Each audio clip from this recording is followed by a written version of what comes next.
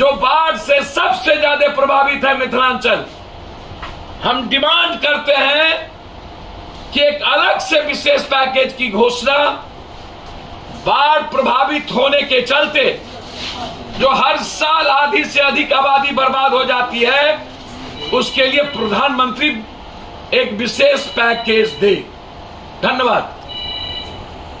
क्या सब जुमलेबाज था? पूर्णिया का चीनी मिल, आप और नीतीश कुमार जी जब बाढ़ के समय हेलीकॉप्टर से घूम रहे थे तो 500 करोड़ की मात्र घोषणा, 5000 करोड़ का नहीं, 500 करोड़, वह पैसा कहां गया? आप बाढ़ में नीतीश कुमार जी ने आपसे फरक्का ब्रिज को तोड़ने का डिमांड, जो पप्पू यादव का सब दिनों से है कि एक दिन बिहार बर्बाद हो जाएगा, डूब जाएगा।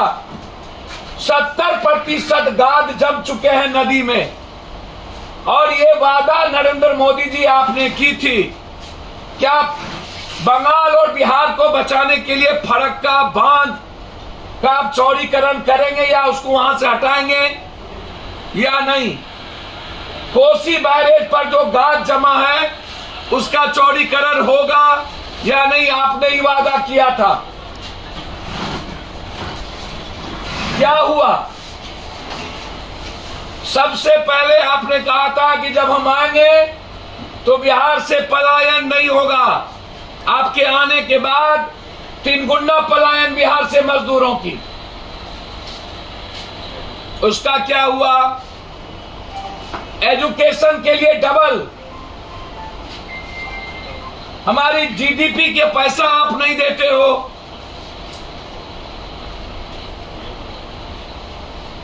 बिहार दुनिया के डबल बेरोजगार रेट में है।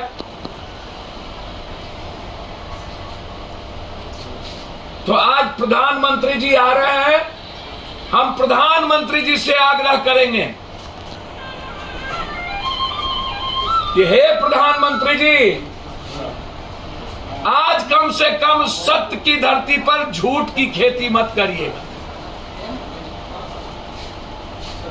बिहार में विशेष राज,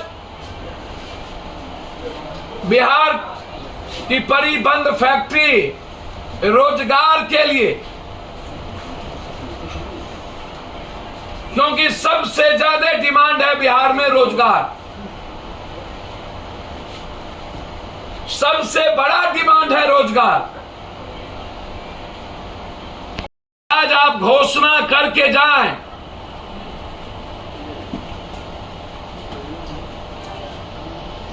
जो पूरा भारत कर्ज से लदा हुआ है, जिसमें 90% से ऊपर जा चुके हैं हम लोग। श्रीलंका और बांग्लादेश की ओर हम बढ़ रहे हैं। महंगाई की स्थिति श्रीलंका की ओर, तो यह बता दें बिहार को कि 24 के पहले विशेष राज्य का दर्जा कम से कम, या भी फिर झूठ बोलने चुनाव के पहले, बाढ़ से मुक्ति का भी झूठ बोल लें। 24 में चुनाव है, या जो खर्च हो रहे हैं शताब्दी पर, मैं समझता हूं इसकी कोई जरूरत नहीं थी। अब जिस चिन्ह का उद्घाटन किया गया, जो आप कभी नहीं देखे होंगे कि बाघ इतना बड़ा मुंह खोला हुआ कहीं है, पहली बार। इसमें लोकसभा अध्यक्ष या राष्ट्रपति को करना था, अब यहां भी विधानसभा में इसको भी लोकसभा अध्यक्ष को करना था। सारी संस्थाओं पर एक ही व्यक्ति का कब्जा, बिल्कुल गलत है।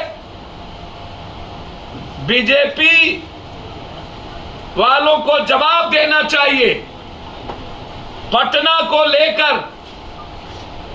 लगातार पटना की जो स्थिति है, उसके नाले की, पटना के प्रदूषण की, पटना के मास्टर प्लान की, पटना के राजीव नगर से लेके नेपाली नगर से लेके कई ऐसे मोहल्लों की 6 विधायक के बाद, नगर निगम के बाद पूरा बिहार का नगर की स्थिति इतनी बदतर क्यों है? प्रधानमंत्री जी जब आ रहे हैं तो सबसे ज्यादा क्या शहरी विकास जो सबसे ज्यादा वोट देता है उसके लिए क्या स्पेशल पैकेज देंगे?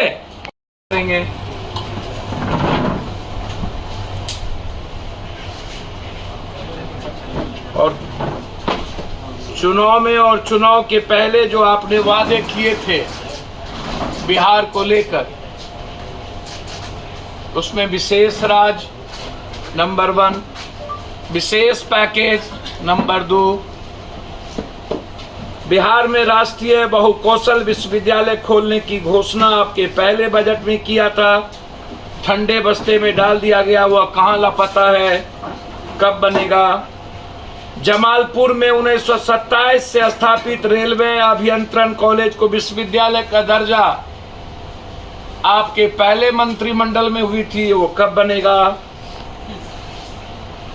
पटना में आपके सारे सांसद विधायक हैं, शहर की सत्ता पर आपकी पार्टी लगातार 20 सालों से कब्जा है। फिर पूरे बिहार का स्मार्ट सिटी जो आपने घोषणा किया था उसका क्या हुआ? वो कब बनेगा स्मार्ट सिटी? जबकि नगर विकास, नगर मंत्रालय, पटना सबसे प्रदूषित और गंदा शहर क्यों है, इस पर आप कभी नहीं बोले। बिहार के मुख्यमंत्री ने आपसे पटना यूनिवर्सिटी केंद्रीय विश्वविद्यालय का दर्जा मांगा, आप झांसा देकर उस वक्त निकल गए। विश्वविद्यालय को क्या केंद्रीय विश्वविद्यालय का दर्जा आप देंगे? देवघर में एम्स आप ढिंढोरा पीट रहे हैं, शिलान्यास हम ही किए, उद्घाटन हम ही करेंगे, तो क्या दरभंगा में बनेगी या नहीं? 1.25 लाख करोड़ के आर्थिक पैकेज बस चुनावी जुमला था आरा का कि वो मिलेगा। बिहार में कई एयरपोर्ट की घोषणा हुई थी, जबकि उत्तर प्रदेश में कई एयरपोर्ट बन गए, तो क्या हुआ? भागलपुर का, पूर्णिया का, रक्सौल का, सहरसा का जो एयरपोर्ट हमारे यहाँ बननी थी, जिसमें सबसे महत्वपूर्ण नंबर 1 दरभंगा के बाद पूर्णिया और भागलपुर और फिर रक्सौल, तो क्या बिहार के एयरपोर्ट के बारे में कुछ आपकी ओपिनियन है? कहा था कि हम किसी भी कीमत पर आर्थिक पैकेज बंद पड़े फैक्ट्री के लिए देंगे, तो क्या चीनी मिल के लिए आपने जो वादा घोषणा किया था मोतिहारी में, बगहा में, कि हम दोबारा मोतिहारी के धरती पर पैर नहीं रखेंगे, चीनी मिल नहीं खुलेगी? तो खबरों के अपडेट के लिए हमारे चैनल को लाइक, सब्सक्राइब एवं शेयर करें।